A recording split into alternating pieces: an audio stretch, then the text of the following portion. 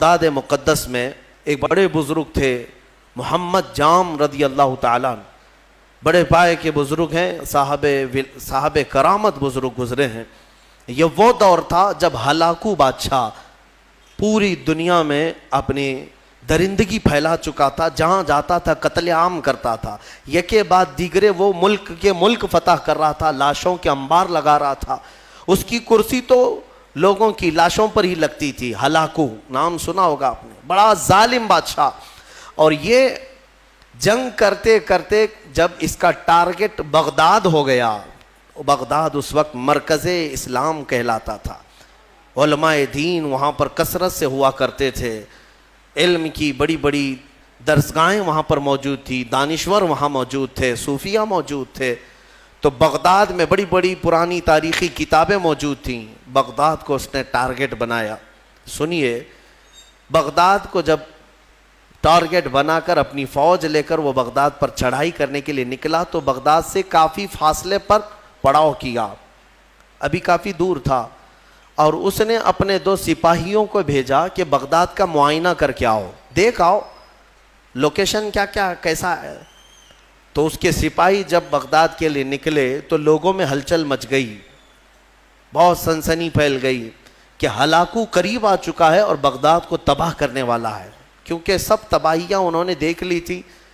Hulagu نے کیا کون سے شہر برباد کیے، کتنوں کا قتل عام کیا، وہ سب کو پتا تھا۔ تو بغداد کے اکثر لوگ دوڑے دوڑے حضرت محمد جام کے پاس آئے، کہا کہ آپ ہمارے رہبر ہیں، آپ ہمارے رہنما ہیں، اللہ والے ہیں، ہمیں بچا لیں، آپ دعا کریں۔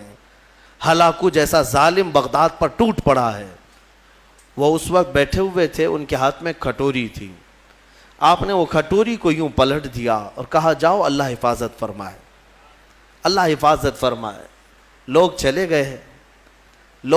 گئے، اللہ والوں کو اللہ تعالیٰ نے یہ اختیار دیا ہے، تصرف دیا ہے، اور ان کی اداؤں کو اللہ قبول بھی کرتا ہے۔ ہوا یہ کہ ہلاکو کے دونوں سپاہی پورے راستے بھر چھان مارتے رہے، ان کو بغداد نظر ہی نہیں آیا، وہ ڈھونڈتے رہ گئے، ان کو صرف میدان ہی میدان دکھتا تھا، کہیں بغداد دکھتا ہی نہیں تھا۔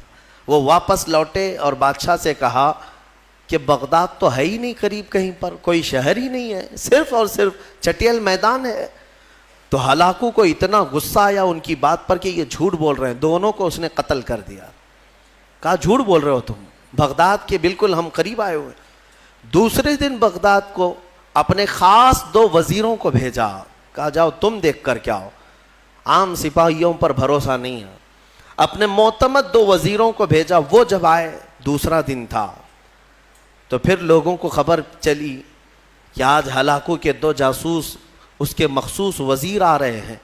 پھر دوڑے دوڑے حضرت محمد جام کے پاس آئے اور ان سے سفارش کرنے لگے کہ حضور آج وہ اپنے مخصوص جاسوسوں کو بھیج رہا ہے اور وہ بغداد کے قریب آئے ہیں، ہماری بیویاں بیوہ ہو جائیں گی، بچے یتیم ہو جائیں گے، بچا لیں، اللہ کا واسطہ دیتے ہیں۔ حضرت محمد جام نے آج پھر کھٹوری اٹھائی، پلٹ دیا، کہا جاؤ اللہ حفاظت فرمائے۔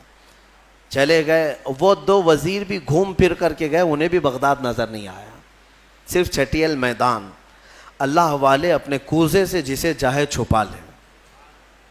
واپس وہ شام کو لوٹے، ہلاکو کے پاس کہے سچ کہہ رہے تھے وہ دونوں سپاہی، ہمیں بھی بغداد نظر نہیں آیا، ہم غلط راستے پر تو نہیں آئے۔ بادشاہ کو اب غصہ بھی تھا اور تجسس بھی بڑھ گیا کہ ایسا کیسے ہو سکتا ہے۔ اس نے کہا اب معائنے کی ضرورت نہیں، مجھے یہاں سے بغداد کی روشنی نظر آ رہی ہے اور تم کو قریب سے بغداد کیوں نہیں نظر آیا؟ تو پھر تیسرے دن اس نے فوج کی تیاری کر لی کہ نہیں اب معائنے کی ضرورت نہیں، ساری فوج ہی چل پڑے، میرے ساتھ ساتھ چلو اور حملہ ایک ساتھ کیا جائے گا بغداد پر۔ تیسرے دن صفیں لگ گئیں، ہلاکو اس کی سپہ سالاری سربراہی کر رہا تھا، اور جب بغداد کی طرف وہ طبل بجاتے ہوئے، نقارے بجاتے ہوئے نکلے، اب پھر بغداد والوں میں سراسیمگی پھیل گئی۔ اب یہاں پر دوڑ بھاگ، سارے ادھر ادھر کھلبلی مچ گئی۔ پھر دوڑے دوڑے حضرت محمد جام کے پاس آئے، مومنین کا ایک بڑا ایک بڑا مجمع آیا، سب رونے لگے، کہا کہ حضور بچا لیں بغداد کو، یہاں امانتیں ہیں بزرگوں کی، یہاں مسلمانوں کا مرکز ہے، بچا لیں۔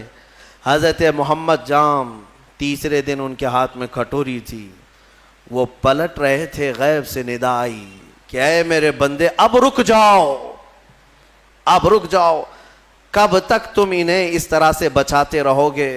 انہوں نے اب تک اپنی حالت نہیں بدلی، ان کو اپنی حالت پر چھوڑ دو۔ حضرت محمد جام کو حکم ہوا، غیب سے ندا آئی، انہوں نے وہ کھٹوری چھوڑ دی، نہیں پلٹا۔